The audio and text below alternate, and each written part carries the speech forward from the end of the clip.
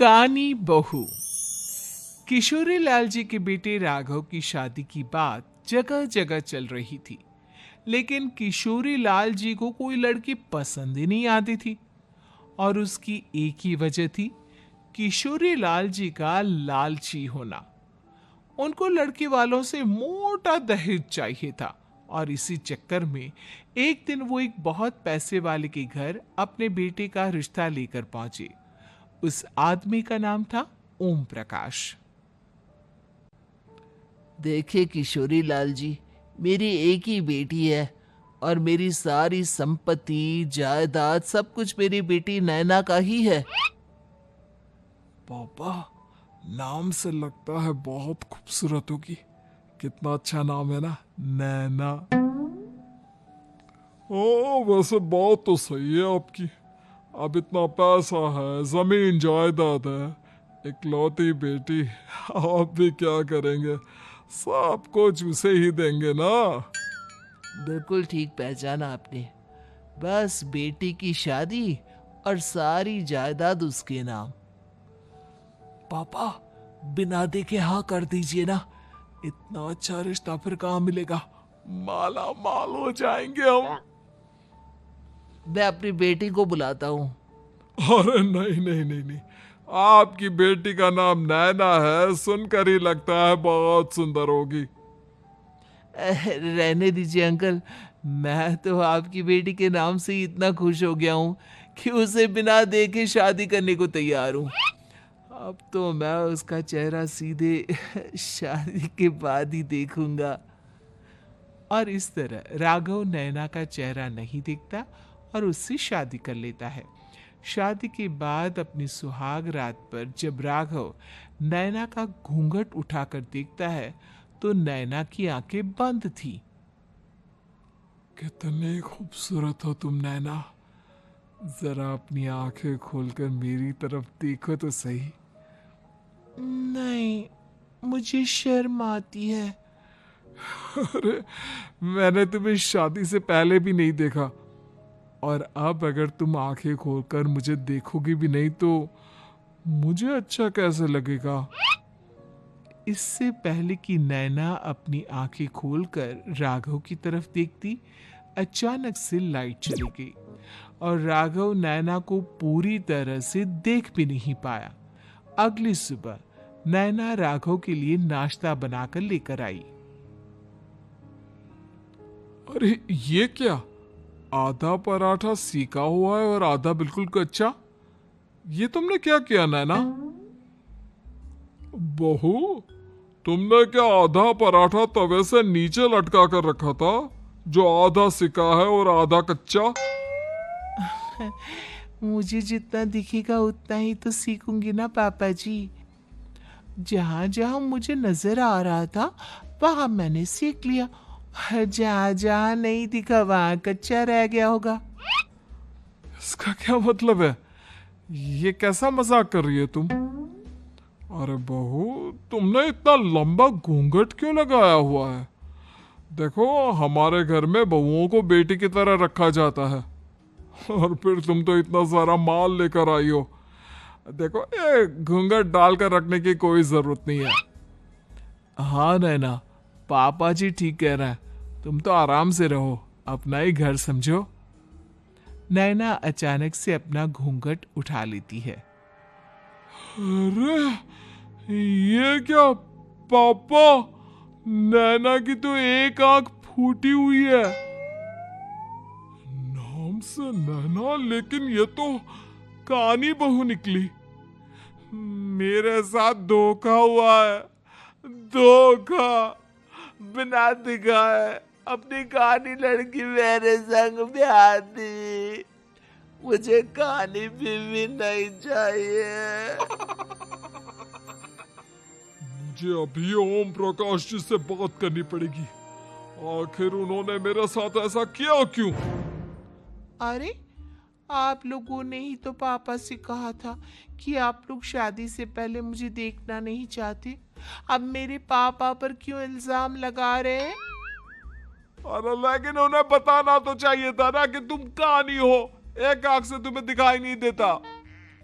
किशोरी लाल और राघव नाराज होकर ओम प्रकाश को अपने घर बुलाते हैं। पापा जी, ये आपने क्या किया? शादी से पहले बताया क्यों नहीं कि नैना की आंखों में परेशानी है? अरे आप ही ने तो लड़की देखने से मना कर दिया था।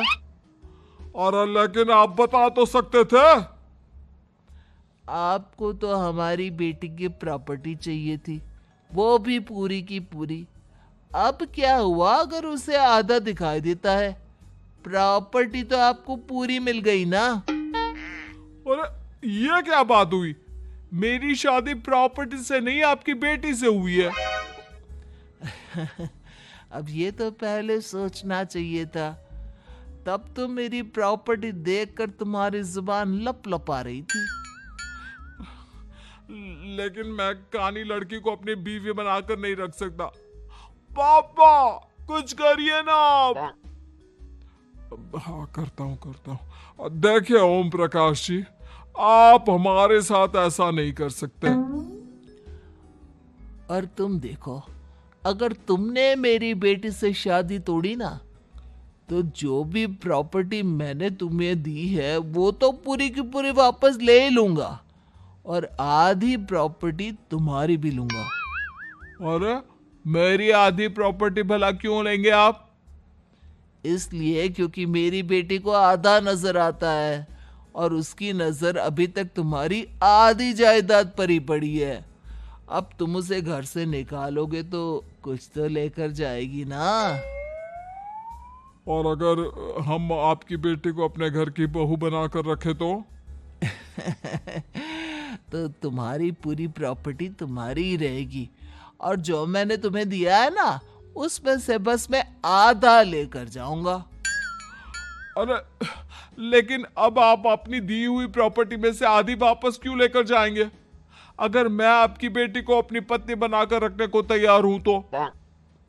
इसलिए ताकि भविष्य में अगर तुम मेरी बेटी को धोखा दो तो उसके पास कुछ तो रहे जो पति का हो।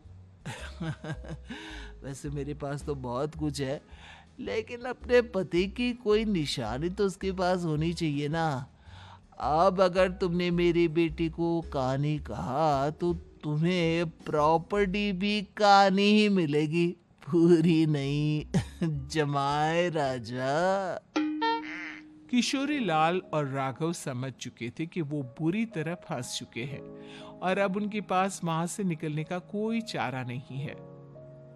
अब समझ में आया ना, लालच बुरी बला होती है। एक तो तुम्हें प्रॉपर्टी मिली, ऊपर से बीवी मिली, उसमें तुम्हें नखरे भी दिखाने हैं। आए बड़ी, चुपचाप बैठो दोनों। कुछ दिनों के बाद नैना राघव की कार लेकर बाजार घूमने निकलती है और जब कार लेकर वापस आती है, ये क्या? एक तरफ से मेरी गाड़ी पूरी खराब हो चुकी है। लगता है तुमने मेरी गाड़ी को किसी दूसरी गाड़ी के साथ एक्सीडेंट किया है। अरे अरे कितना बड़ा नुकसान कर दिया तुमने बहू। वो क्या है ना पापा जी, मुझे एक आंख से दिखाई नहीं दे रहा था, सामने से गाड़ी आ रही थी। मुझे तो सिर्फ आधा ही दिखाई दिया और वो गाड़ी मेरी कार से रगड़ती हुई निकल गई। अब मैं क्या करूं बताओ?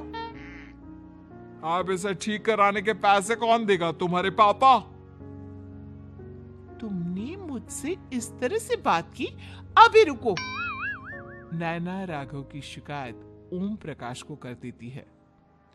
देखो राघव, अब जो मेरी आधी प्रॉपर्टी तुम्हारे पास थी ना, उसमें से आधी और मैं लेकर जाऊंगा, क्योंकि तुमने मेरी बेटी को डांटा। अरे नहीं पापा जी, गलती हो गई, माफ कर दो। गलती की तो कोई गुंजाइश ही नहीं। अगली बार मेरी बेटी को डांटा तो बची हुई आधी में से आधी और ले जाऊंगा। लालच के चक्कर में हम दोनों ने बहुत बड़ी गलती कर दी बेटा।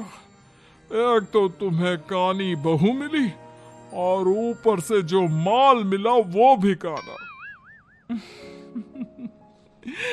इस तरह राघव की हर एक गलती पर ओम प्रकाश उसकी प्रॉपर्टी का आधा आधा हिस्सा लेकर अपना सारा माल वापस ले गया और राघव को कानी बीवी से काम चलाना पड़ा।